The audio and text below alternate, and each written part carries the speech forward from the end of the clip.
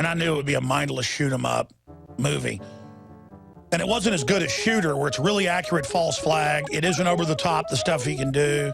It's pretty realistic, but one of the best films out there to understand what runs our government.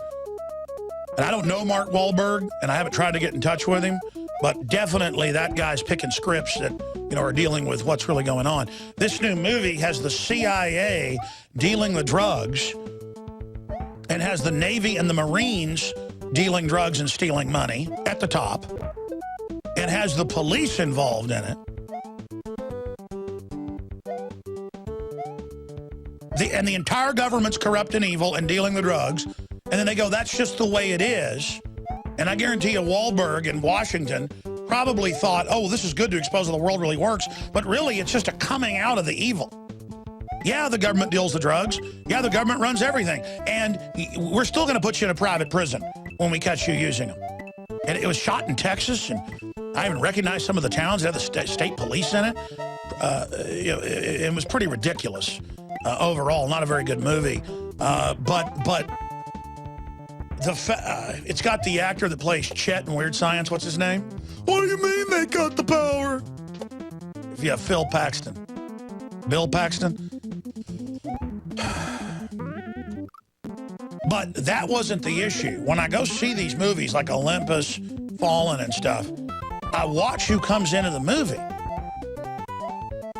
And these two special forces guys, but very young, I can even tell if they're special forces, if they're cops, if they're FBI, if they're federal marshals. I mean, I can just profile now.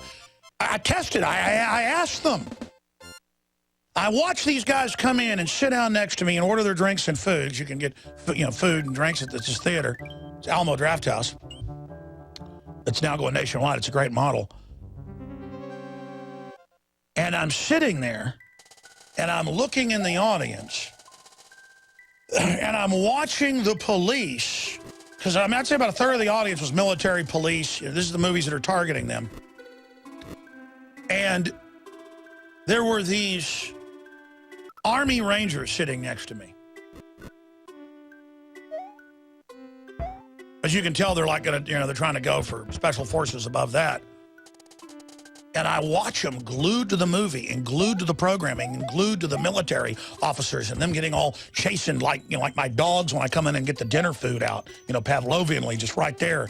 And I sat there and realized what little boys they were. And at the end, I left a few minutes early because I could tell it was about to end. I walked out. I wanted to miss the crowd. And stood there and watched the very end and then walked out. And I said, hey, are you in the Army? And that guy looked at me and went, and of course, these guys even had a little bit longer hair because I could tell they were involved in domestic operations. They went to see this movie because, see, this is the mainlining of it all. And then I think I was like, yeah, how do you know that? And I'm sitting there looking, I said, oh, I just, I could tell. And I got up and left. But I went and saw Olympus Has Fallen a few months ago, and I saw the cop who had threatened to arrest me at the Austin airport. This was in far west Austin where I went and saw it just to go analyze it.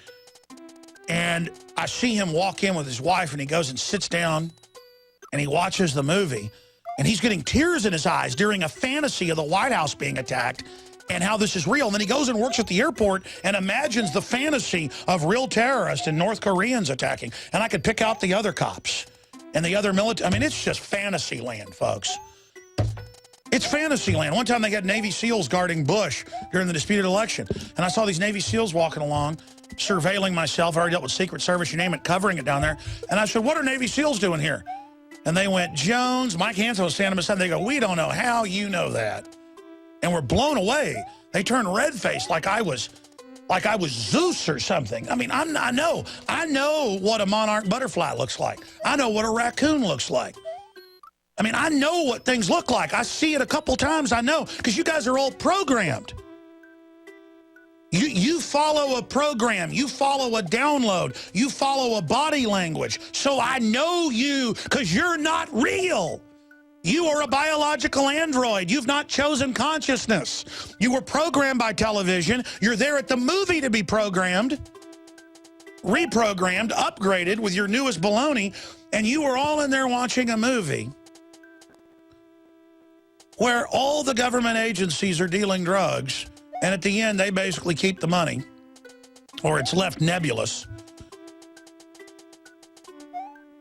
And the message is everybody deals drugs. Everybody, I mean, it's just so ridiculous. And it was all meant to target archetypes of the Mexican drug dealers. And it's just so disgusting, ladies and gentlemen. Let me tell you, the drugs aren't sexy. You know what it is? It's a baby starving to death in a crib with flies all over it. That's your manly drug dealing. And just the ridiculous posing of the guys with their guns and the way they, and I see the cops and the SWAT teams and the TSA on the streets, all like they've arrived. It's like dress up. Why not just wear a crown like the Queen of England and show up and say you've saved the earth? But, I mean, it shakes me up that now I'm accurate about, well, I mean, I don't know, the last few months I'll say, so you're a software engineer, which you manage about 50 people, and they're like, how do you know that? Well, Austin has a lot of them, and I can see your bearing and see the way you're acting. And I just seen so many software engineers and the way you're acting, but also you have a knowing look like you've dealt with a lot of people, and you know what torture that is, managing people. I mean, I can profile people like that now, especially government people. I can tell a school teacher. Most of them are nice, but you can tell the one at the park bossing their kids around, acting real weird, looking at you. They'll start a conversation with you just to boss you around. I can tell bureaucrats. I can tell cops when they're off duty out somewhere because they feel uncomfortable. I mean, it's just unbelievable, and I can see all the programming. And the reason it's so easy to tell who you are and what you've done is because, again, you follow from birth what you've been programmed with. Well, let me tell you what I'm following. I'm following my instinctive programming God gave me. I'm following what my ancestors did. I'm following real survival instincts. And I've accessed a weapons platform that all of us actually have. All of you are intelligent, ladies and gentlemen, if you ever taught how to use it. And we are weapon systems to adapt and overcome all those terms. But it all becomes a bunch of meaningless chimpanzee behavior where they all bow down to the head gorilla. That's what the police are, the military, all these fake hierarchies are for people that are followers. And most people are followers at one level or another, but these are hyper followers where you don't have any of your own consciousness.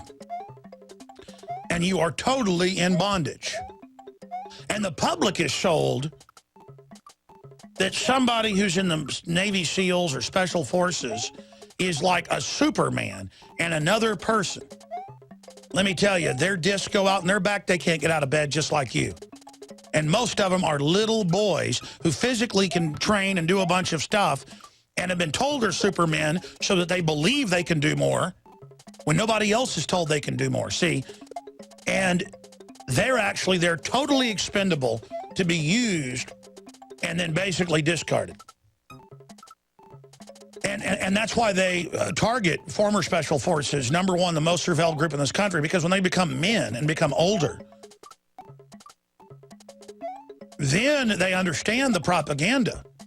And then they're truly dangerous because now they're conscious. Now they're tying in to their instincts, their ancestors, everything that is a real man or is a real woman. And that's what the globalists fear, is that you'll simply go back to being a human, and it's magnificent. We're made in the image of the Creator. And I'm sorry to do 47 minutes of preaching here today.